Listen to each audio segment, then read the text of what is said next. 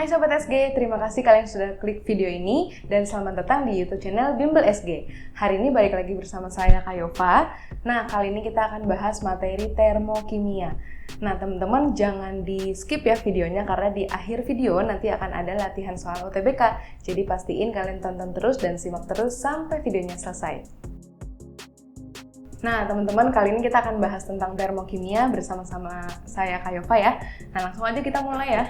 Jadi, sebagai pendahuluannya aku mau nanya dulu. Kalian tahu nggak atau bahkan kalian pasti punya nih di rumah kalian, yaitu nih, termos ini. Termos air panas yang biasanya kalian isi dengan air panas atau air dingin, terus biasanya kalian bawa ketika kalian piknik atau mudik gitu ya. Nah, di situ kan kalian kalau masukin air panasnya kan bakalan awet ya, atau air dinginnya bakalan awet gitu. Atau mungkin kalian juga tahu ini, ada plester bayi-bayi demam yang pernah kalian pakai waktu kecil, atau mungkin adik kalian juga pakai saat sakit, ya kan? Nah, kalian pernah kepikiran nggak sih prinsip dari mereka ini apa gitu? Prinsip kerjanya seperti apa? Kenapa sih plester bayi-bayi demam itu bisa nurunin panas? Terus kenapa sih air panas di dalam termos ini bisa awet gitu kan? Nah, prinsipnya itu ternyata berkaitan banget nih sama termokimia teman-teman. Jadi jangan lupa terus simak videonya ya. Nah, sekarang untuk overview-nya, jadi di termokimia ini kita akan bahas beberapa poin. Di video kali ini kita akan bahas 3 poin. Yang pertama adalah pengertian termokimia, yaitu tentang sistem dan lingkungan. Yang kedua tentang reaksi eksoterm dan endoterm. Yang ketiga adalah tentang persamaan termokimia dan jenis-jenis entalpi. Sedangkan nanti di video selanjutnya kita akan bahas tentang perhitungan ya teman-teman. Perhitungan termokimia. Dan di perhitungan termokimia ini akan ada beberapa poin juga, salah satunya adalah hukum Hess dan juga kalorimetri. Nah, sekarang kita langsung masuk ke pengertian yang pertama, pengertian termokimia dan sistem dan lingkungan ya. Jadi dari termokimia, namanya sendiri termo itu adalah panas, ya. Kimia itu adalah reaksi kimia. Berarti termokimia itu adalah ilmu yang mempelajari tentang panas atau kalor yang terlibat atau berhubungan dengan reaksi kimia. Gitu.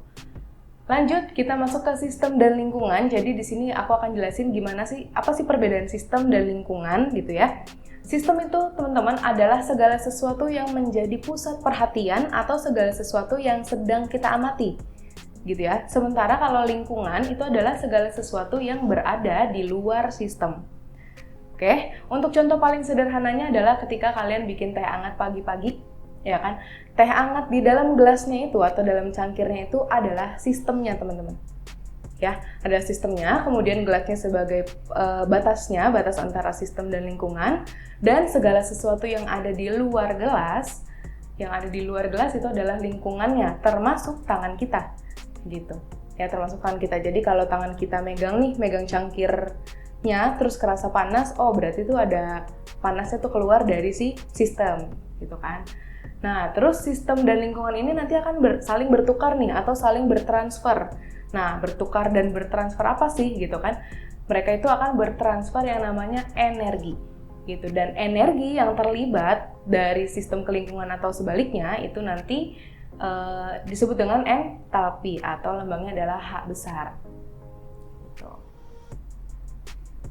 Oke, lanjut. Setelah kalian tahu pengertiannya sistem dan lingkungan, sekarang kita masuk ke jenis-jenis sistem. Jenis-jenis sistem itu ada 3. Ya, yang pertama itu adalah kalau kalian lihat gambarnya di situ ada panci ya, ada orang lagi masak air biar matang, ya kan? Di panci yang terbuka gitu. Nah, dari gambar ini aja udah kelihatan bahwa ini namanya adalah sistem terbuka, gitu. Maksudnya gimana? Jadi gini, di sebuah sistem itu nanti bisa terjadi 2 kemungkinan. Yang pertama adalah perpindahan kalor atau perpindahan panas. Yang kedua adalah perpindahan atau pertukaran materi. Gitu. Nah, kalau di sistem terbuka ini terjadi dua-duanya teman-teman. Terjadi perpindahan kalor dan juga terjadi perpindahan materi. Tahu dari mana Kak? Kalau kalian pegang itu panci lagi panas, pasti tangan kalian ikutan panas. Ya kan? Nah, itu artinya panasnya itu pindah.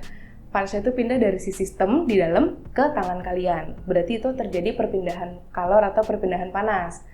Nah, kemudian untuk perpindahan materinya tuh dilihat dari ketika ya udah kan lagi masak air nih, terus belebek-belebek kan, belebek-belebek berarti kan itu uapnya keluar. Nah, uap itu kan berarti ada gasnya, ya kan? Nah, gas itu adalah materi atau wujud zat. Makanya di sini disebut sistem terbuka itu terjadi perpindahan kalor dan juga perpindahan materi. Gitu. Ya. Kemudian yang kedua, ada sistem yang berikutnya. Jadi kalau kalian beli hot coffee atau hot chocolate di kafe kekinian zaman sekarang, ya kan? Di gelas yang ditutup. Nah, itu ketika kalian pegang gelasnya, tangan kalian pasti masih berasa panas. Ya kan? Berarti itu akan tetap terjadi perpindahan kalor atau perpindahan panas. Nah, karena dia ditutup ya, namanya adalah sistem tertutup. Nah, kalau sistem tertutup masih terjadi perpindahan panas, tapi nggak terjadi perpindahan atau pertukaran materi. Gitu. Singkatnya ya karena uapnya kan nggak keluar ya, karena ditutup. Gitu. Oke, jadi kalau sistem terbuka tadi dua-duanya terjadi, kalau sistem tertutup hanya perpindahan kalor aja, gitu, tanpa perpindahan materi. Dan yang sistem terakhir itu adalah yang tadi, sistem pada yang termos air panas tadi tuh teman-teman. Kenapa sih air panasnya bisa awet, nggak jadi air dingin walaupun kita simpen lama gitu kan? Itu karena dia merupakan sistem yang terisolasi atau tersekat, gitu ya. Nah, jadi kalau di sistem terisolasi nggak terjadi tuh dua-duanya. Nggak ada perpindahan panas dan juga nggak ada perpindahan materi. Gitu, uapnya nggak keluar karena tertutup banget ya. Terus kita kalau masukin air panas ke dalam situ, kalian megang termosnya nggak akan kepanasan gitu ya, karena itu adalah sistem terisolasi. Oke? Nah, sekarang kita masuk ke poin berikutnya nih teman-teman, tentang reaksi eksoterm dan reaksi endoterm. Nah, di sini juga aku sudah sediakan diagram energinya ya di bagian bawah. Pertama kita lihat dulu perbedaannya antara eksoterm sama endoterm. Ya, jadi yang pertama eksoterm, exit. Ya, apanya tuh yang exit? Yang exit itu adalah kalornya atau panasnya. Gitu ya. Jadi reaksi eksoterm itu yang pertama adalah reaksi pelepasan kalor dari sistem ke lingkungan. Oke. Nah, karena terjadi pelepasan kalor itu, pelepasan panasnya terjadi, berarti nanti akan terjadi kenaikan suhu. Kenaikan suhunya di mana, Kak? Kenaikan suhunya di lingkungannya, teman-teman. Ya, gitu. Kemudian nilai perubahan entalpinya atau delta H-nya bernilai negatif. Gitu. Sementara kalau endoterm itu kebalikannya. Endoterm enter, yang masuk itu adalah kalornya. Gitu kan? Atau reaksi penyerapan kalor. Nah, reaksi penyerapan kalor dari lingkungan ke sistem. Nah, kemudian nanti kalau kalornya diserap, berarti akan terjadi penurunan suhu di lingkungannya, gitu. Nah, terus dan nilai entalpinya atau perubahan entalpinya, delta H-nya itu nilainya positif. Ya, nah sekarang kita lihat dari diagram energinya nih. Dari diagram energinya, yang pertama ini ada reaktan terus menjadi produk, ya. Jadi yang sumbu Y-nya ini adalah energi ya, teman-teman. Nah, kita bisa lihat bahwa di grafik yang eksoterm itu energi yang dimiliki oleh reaktan akan lebih besar daripada produk. Nah, makanya energi awalnya besar, maka dilepas kalornya, dilepas energinya, sehingga energinya produk akan lebih rendah, gitu ya. Nah, kemudian kalau untuk endoterm kebalikannya, karena dia menyerap kalor, jadi energi sebelumnya tuh rendah, energi reaktannya rendah. Dan dia menyerap kalor sehingga produknya lebih besar energinya. Nah, kemudian kalau kalian lihat yang panah orange ini sama panah hijau, untuk panah orange dulu ya.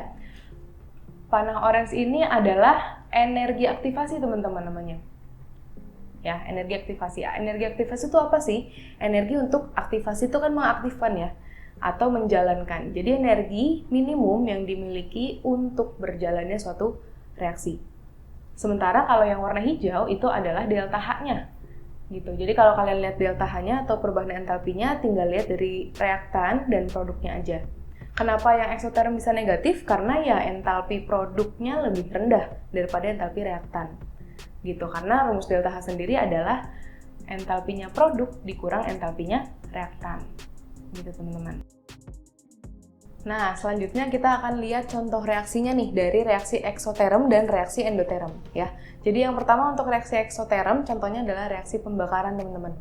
Ya, jadi kalau pembakaran kan pasti terjadi kenaikan suhu ya di lingkungannya. Itu berarti reaksi eksoterm, pelepasan kalor. Kemudian kalau endoterm itu adalah pencairan es batu gitu, pencairan es batu. Jadi dia nyerap panasnya dari luar sehingga suhu lingkungannya nanti jadi turun gitu kan. Dan esnya mencair gitu.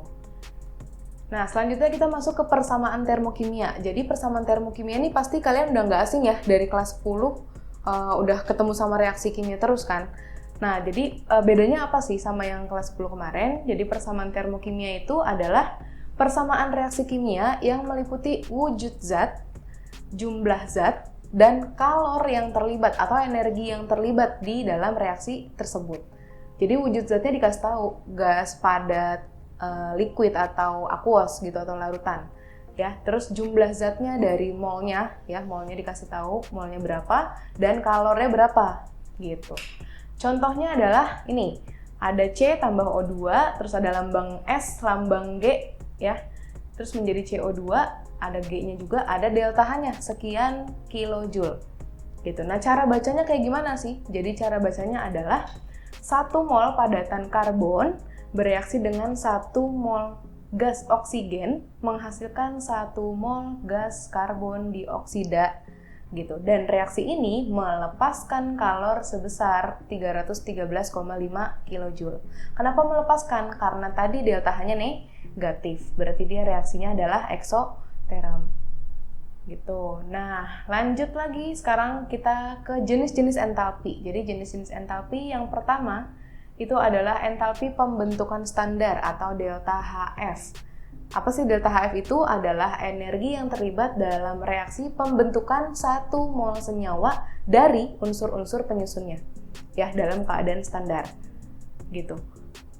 Nah, contohnya adalah ini. Jadi kalau kalian mau membentuk CaCO3, reaksi pembentukan itu pasti dari setiap unsur pembentuknya. Gitu. Jadi benar-benar setiap unsur gitu ya. CaCO3 ya dia disusun dia dari Ca, terus dari C dan juga O2 gitu ya. Nah, terus kemudian sini ada delta H-nya minus 1207 kJ. Nah, gitu. Jadi benar-benar dari unsur penyusunnya. Nggak bisa tuh CaCO3 disusun dari kayak CaO tambah C misalnya, atau Ca tambah CO2 misalnya gitu. Jadi kalian bikin reaksinya harus benar-benar dari unsur penyusunnya gitu ya. Nah, kemudian yang kedua, entalpi penguraian atau disosiasi standar. Lambangnya adalah delta HD, energi yang terlibat dalam reaksi penguraian 1 mol senyawa menjadi unsur-unsur penyusunnya. Jadi kalau untuk contoh reaksinya ya kalian tinggal balik aja dari reaksi sebelumnya. CaCO3 tuh kalau diuraikan jadi unsur-unsurnya Ca, C, dan juga O2 gitu. Dan untuk delta H-nya kalian perhatikan kalau entalpi pembentukannya misalkan minus, ya, entalpi penguraiannya adalah kebalikannya, jadi positifnya dari delta HF atau entalpi pembentukan standar gitu. Nah, kemudian yang ketiga ada entalpi pembakaran standar atau delta HC. Jadi ini adalah energi yang terlibat dalam reaksi pembakaran 1 mol senyawa gitu ya. Contohnya adalah ini C tambah O2 menjadi CO2. Nah, ini artinya reaksi pembakaran karbon. Jadi yang namanya reaksi pembakaran itu dia akan ketemu sama oksigen, teman-teman. Gitu ya. Jadi ini reaksi pembakaran karbon dengan delta H-nya min 303,5 kJ. Selanjutnya ada entalpi penetralan standar atau delta HN. Jadi ini adalah energi yang terlibat dalam reaksi penetralan. Yang namanya penetralan itu dialami oleh asam dan basa gitu ya. Jadi contoh reaksinya adalah reaksi asam ditambah basa nih. NaOH ditambah HCl menjadi NaCl ditambah H2O dengan delta H-nya berapa gitu ya? Min 29 kJ misalkan. Nah, kayak gitu. Nah, sekarang kita masuk ke latihan soalnya ya, teman-teman. Jadi untuk latihan soal yang pertama di sini ada reaksi 2H2 tambah O2 menjadi 2H2O. Terus ada delta H-nya juga, minus 483,6 kJ. Pernyataan yang benar adalah, nah ada 4 pernyataan, perubahan entalpi pembentukan airnya 483,6 kJ, pembentukan 1 mol uap air diperlukan kalor 241,8, pembakaran 1 mol gas H2 diperlukan kalor 241,8, pembentukan 2 mol uap air dilepaskan kalor 483,6. Nah, sekarang kita lihat pembahasannya. Nah, dari reaksi ini kalian bisa lihat bahwa ada 2H2 tambah O2 menjadi 2H2O, ada delta H-nya ya. Nah, kalau kita lihat dari pilihan yang pertama tadi benar teman-teman. Karena yang tadi pertama itu dia bilang ini adalah entalpi pembentukan air gitu. Ya, benar karena reaksi di atas itu merupakan reaksi pembentukan uap air dari gas hidrogen dan gas oksigen. Gitu, makanya benar. Ya, kemudian untuk poin yang kedua juga benar karena minus 483,6 kJ ini merupakan energi yang terlibat dalam pembentukan 2 mol air. Kenapa? Karena ini ya, tuh koefisiennya 2. Nah, jadi kalau untuk pembentukan 1 mol uap air tinggal kalian bagi 2 aja. Gitu, tinggal kalian bagi dengan koefisiennya dibagi 2 menjadi minus 241,8. Tuh. Kemudian selanjutnya yang ketiga ini juga benar teman-teman karena dia bilang untuk pembakaran 1 mol gas hidrogen tuh tadi ya diperlukan 241,8 kJ. Itu juga sama karena reaksi di atas merupakan reaksi pembakaran 2 mol gas hidrogen. Jadi reaksi ini tuh bisa disebut sebagai yang pertama reaksi pembentukan air ya dari H2 dan O2. Yang kedua adalah reaksi pembakaran gas hidrogen karena gas hidrogennya ketemu oksigen gitu. Ya, nah ini untuk 2 mol gas hidrogen karena koefisiennya 2 juga. Kemudian maka untuk pembakaran 1 mol H2 atau hidrogen itu kalornya tinggal kalian bagi 2 aja. Gitu. Ya. Jadi dapat juga min 241,8 kJ. Gitu. Nah, kemudian yang keempat juga benar teman-teman karena reaksi di atas merupakan reaksi eksoterm karena nilai delta H-nya negatif. Nah, reaksi eksoterm itu artinya kan reaksinya melepaskan kalor ya. Melepaskan kalor. Tadi kan dibilang bahwa reaksinya dilepaskan kalor sebesar 483,6 gitu. Berarti yang keempat juga benar nih. Maka nanti jawabannya adalah E karena ini poin ya, 1, 2, 3, 4. Ketika semuanya benar, jawabannya adalah yang E. Tuh. Nah, sekarang kita latihan lagi soal terkait dengan si diagram energi tadi nih, teman-teman. Reaksi eksoterm dan endoterm gitu. Ya, jadi di sini ada entalpi atau diagram energi ya dari sebuah reaksi. Terus ada pernyataan yang benar tentang grafik di atas. Kayak A plus B bisa langsung membentuk P melalui 2 kompleks teraktifkan dulu, AB bintang dan C bintang dan sebagainya. Gitu ya. Langsung aja kita bahas. Nah, jadi kalau kalian ketemu diagram energi yang kayak gini, teman-teman jangan panik dulu. Ya, ini biasanya kalau udah ketemu grafik, itu udah paling males nganalisisnya kan. Nah, untuk termokimia sebenarnya walaupun kelihatannya ribet, tapi ini gampang, teman-teman. Jadi yang pertama, kalau kalian ketemu diagram energi kayak gini, itu kalian perhatikan dulu. Kalian lihat puncaknya dulu. Kalau misalkan dia ada 1 puncak, berarti reaksinya berjalan 1 tahap. Ya, nah ini Kak, ini ada 2 puncak nih. Ya udah, berarti reaksinya berjalan 2 tahap. Gitu ya. Nah, terus cara pertama, langkah pertamanya banget itu adalah kalian kumpulin dulu ada reaksi apa aja di situ. Ya, caranya kalian lihat dari reaktan awal nih, A plus B, oh ternyata dia bisa membentuk C dulu nih. Gitu. Kemudian C-nya bisa membentuk P. Gitu. Nah, kalian rangkum tuh. Oke Kak, ada reaksi yang pertama, A plus B menjadi C. Sekalian tentuin ya, eksoterm atau endotermnya. Gitu. Nah, A plus B menjadi C, itu nanti reaksinya adalah endoterm. Kenapa? Karena si reaktannya A plus B-nya lebih rendah nih daripada C. Gitu kan? Nah, kemudian reaksi yang kedua, teman-teman. C menjadi P, itu reaksinya adalah eksoterm. Karena yang C-nya lebih di atas ya, daripada si P.